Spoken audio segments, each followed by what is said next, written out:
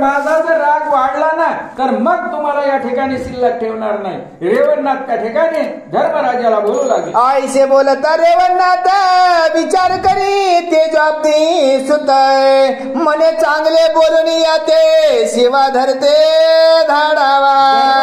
विचार केला, हा असणारा अग्नीसारखा तपस्वी आहे आणि या ठिकाणी याच्या बरोबर नादी लागण्यापेक्षा गोड बोलून असणारे याला वाटे लावावं, आपण याच्या बरोबर विरोध करणं योग्य नाही असं ठरवलं। काय बोलतात ऐका, आपल्या सर्वस्वी नित्याकडून अधिकारी करावा उमा रमण हा सिद्ध येते तेथे गेल्याने दृष्टी पडेल प्रताप। आपण याच्या असणाऱ्या नादी लागलेलं बरं नाही म्हणले, इथं अनर्थ घडेल।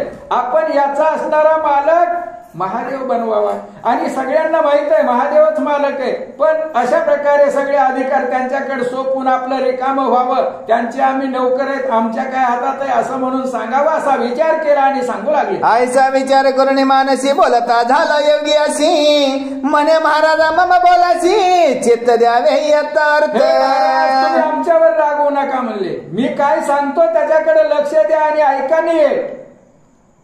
हे महाराजा हरिहराय आणि तिचा तो नाभी कुमार हे मुख्य यांचा कारभार सकळ करणे तयांचे। महाराज तुम्ही असणारे ज्ञानी, तुम्हाला माहित आहे हे ब्रह्मा विष्णू आणि महेश या तिघांचं काम आहे ना म्हणले, हे उत्पत्ती करणं सांभाळणं आणि घेऊन जाणं असं आमच्याकडे काय आहे म्हणले। सगळ्यांना असणार या रेवणनाथाला धर्मराजे गोड गोड बोलून सांगू लागले, जरी म्हणाल कैशरी त्रिवर्ग त्रिकामी असती शिवक्षयी विधी उत्पत्ती रक्षण शक्ती विष्णूची।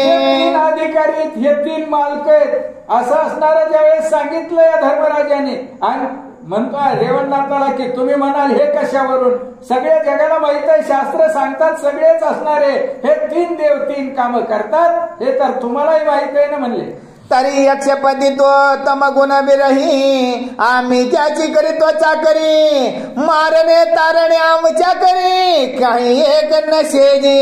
हे तीन मालकन त्याच्यापैकी असणारा जो काही क्षय करण्याचा उपक्रम जे तमगुणी असणारे महादेव आहेत महेश आहेत म्हणले आणि यांचं काम आहे आणि त्यांची नोकरी मी करतो म्हणले। तरी आता प्रतापराशी नमन करावे काय गमन करावे कैलासासी आराधुनिया शिवचित्ताशी सप्तपुत्र न्यावेजी। नोकराला काही सांगितलेलं काम करावंच लागतं म्हणले, त्या मालकाने सांगितलं आणि आम्ही आणलं अशा प्रकारचं असणारं सांगितलेलं आहे। तुम्हाला जर हे असणारे परत पाहिजे असतील ना तर तुम्ही कैलासाला जा, महादेवाची भेट घ्या आणि त्यांच्याकडून आज्ञा घ्या, त्यांच्याकडून ते मुलं मागून घ्या असं असणारा तो धर्मराजा या रेवणनाथाला सांगू लागले। अनेक खून सांगतो उत्तर तेच आहेत सप्तकुमार तरी दावणी आपला बुद्धी संचार आहे कार्य आपले करण्याची। तुम्हाला वाटत असेल मी गोड बोलून कैलासाला लावालोय मुलं इथंच असतील, तुम्हाला खून सांगतो म्हणले हे सातीची साती मुलं महादेवाच्या कैलासामध्येच आहेत असं असणाऱ्या रेवणनाथाला त्या ठिकाणी धर्मराजाने सांगितलं। मजवरी जरी आला आपण कोपण तरी मी काय नाही ना शय करता उमा रमण प्रसिद्धपणे मिरवत असे। जरी माझ्यावर रागावून आला असलात तरी काय उपयोग आहे म्हणजे मी एक हिंदीने आणि मला कितीही शिक्षा केली तरी माझ्याच्यानं तुम्हाला काय प्रतिकार होणार आहे। हा क्षय करता उमा रमण हे सगळ्या जगाला माहित आहे म्हणले, स्वर्ग मृत्यू पाताळामध्ये प्रख्यात आहे। क्षय करता आहे भव चराचरी शास्त्राधिक बोलती साचार आपण यात जाणीव सर्व अंतरंग सर्वांचे।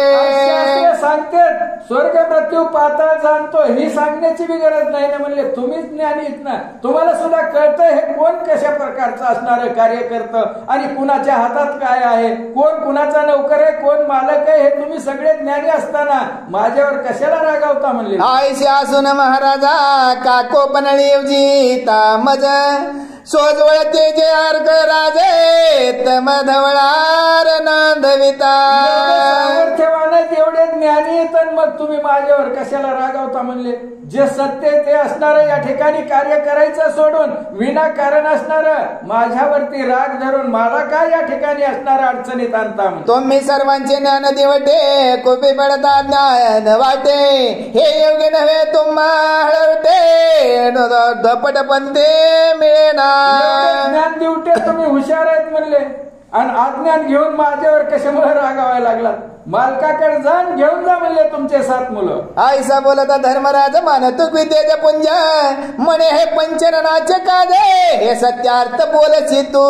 धर्मराजा असं बोलले गोड गोड आणि खरं खरं सगळं काही सांगितलं. पटलं रेवणनाथाला. हो महाराज म्हणले तुम्ही बोलता हे सत्य.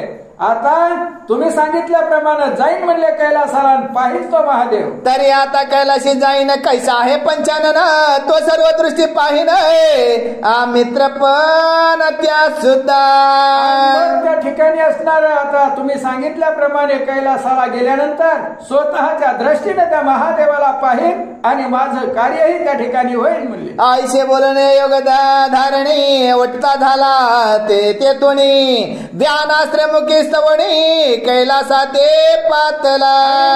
धर्मराजाचा दरबार सोडला लगेच आणि कैलासाला निघाले. व्यानास्त्र कपाळाला लावलं एका क्षणात कैलासामध्ये.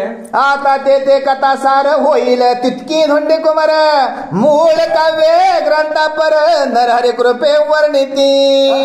श्रीधर स्वामी या ठिकाणी प्रत्यक्ष असणारे धोंडी मालुकवी असणारे कारण